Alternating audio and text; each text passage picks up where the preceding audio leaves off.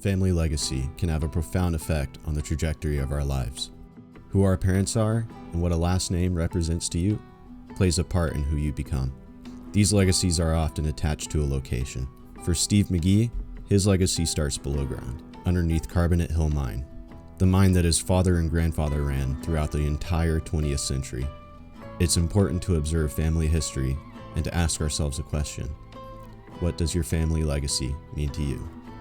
I had the honor of speaking with Steve and asking him about Carbonate Hill, his family, and what his upbringing spent in Lordsburg, New Mexico means to him. Before we get into Steve's history, I'd like to give a brief description of Carbonate Hill as it stands today. As you look around, you appreciate the depth of history in the ghost town above the mine. The towering ore mill standing defiantly against the unstoppable march of time and relentless winds.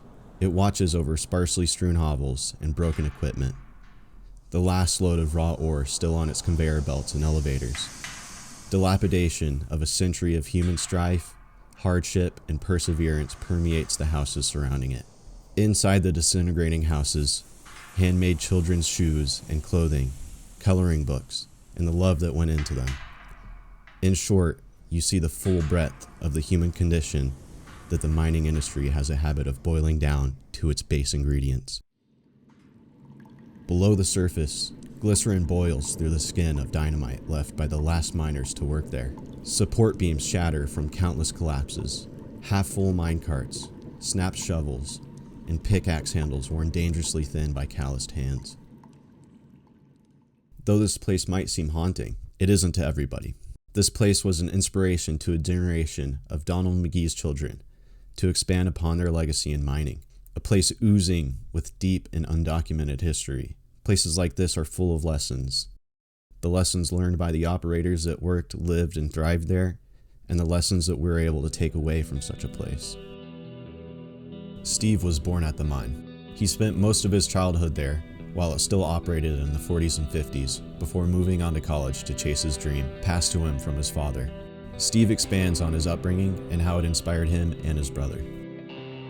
It came from there. I mean, I can remember going over to that mill building, and there's a smell of pine oil, crucilic acid, and all that stuff, which was used on the flotation process. And so that's kind of what's inspired me to go know more about it. Steve did learn more about it. He went on to graduate with a degree and have a long and illustrious career in the mining business. I'm a mining engineer, metallurgist. I went to Colorado School of Mines back in the 60s, and I worked 45 years in copper. I'm part of the mining business. I've been in it for, all of my life, and of course I got it from my dad and granddad and great uncle because they were in it. Steve continues to hold Carbonate Hill in a special place in his heart due to the memories attached to it. He recalls spending time thinking and dreaming about mining as a kid. I mean, when you grow up out there living on the side of the hill, there's lots of, I guess it's a form of sentiment and hope and, dream of mining, and that's how I got into it as a little boy. My brother, too, he went to Colorado Mines and University of Arizona also. Steve still holds the unpatented claim to the mine, holding on to the property for legacy's sake. He tells me of its sentimental value and what it was like growing up in a 1950s mining camp. That's part of what happens to a guy. There's a family sentimental interest in that. That's why I still have it. Not that I'll ever do anything with it, but it's got a lot of sentiment to me. And hell, I lived there, and people look at me like I'm got three eyes when I tell them that I lived out there. There was no hot, cold running water. There was no electricity. And as a kid, I didn't know any better, and it seemed okay. Steve and his sister are the last surviving family members that truly appreciates the place. He feels that the world has passed the place by, leaving it to become history. He still visits the site to reminisce about when the mine still bustled with life, and to remember his father. Of course, my family have really never spent much time over there. They've been there 3 or 4 or 5 times, but it doesn't mean anything to them because they haven't been there. They didn't grow up there. Yeah. It's just a desolate old hill to them, but to me it isn't. I mean, and of course I'm getting to be the last one that can say that way because that was home. It was, time passed it by is what's happened. Steve shared with me a little bit about his father, and I noticed a lot of similarities between them. Both are dreamers, both are passionate, and both have a love for mining. His name was Donald Mcghee. He basically lived out there from the time he was born until they moved to Lordsburg in the late 50s. And he went to school at the University of New Mexico as a mechanical engineer. The man that started the mine, Steve's grandfather, started in the oil industry. He struck it big in Oklahoma in the late 1800s and then moved on to New Mexico to start Carbonate Hill.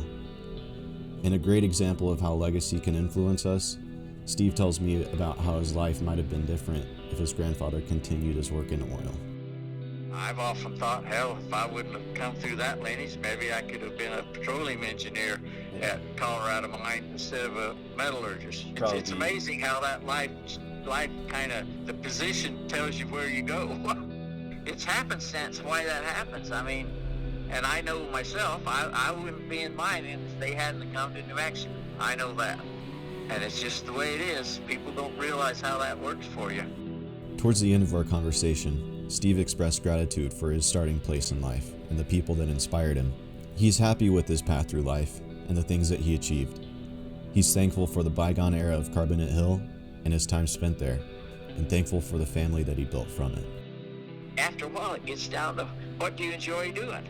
Well, I'm glad I went where I did, because I got to stay in America and enjoy some of the progress of our country and have a good family and press on. But you can chase those dreams, and if you ain't lucky, you're just trading dollars. So it's kind of interesting how this old world turns.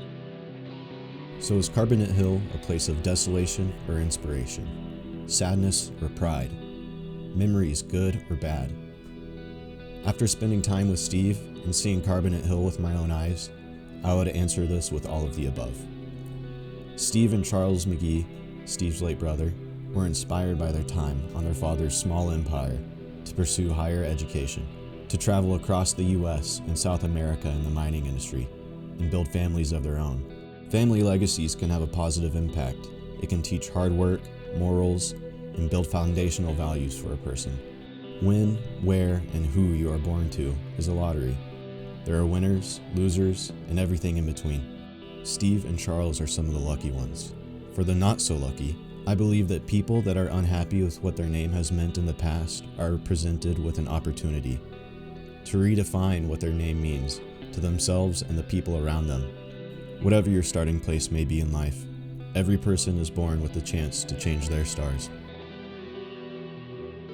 I'm always curious how people get to where they get. It's happenstance. I've come to the conclusion. You end up getting assigned somewhere, and that's where you are.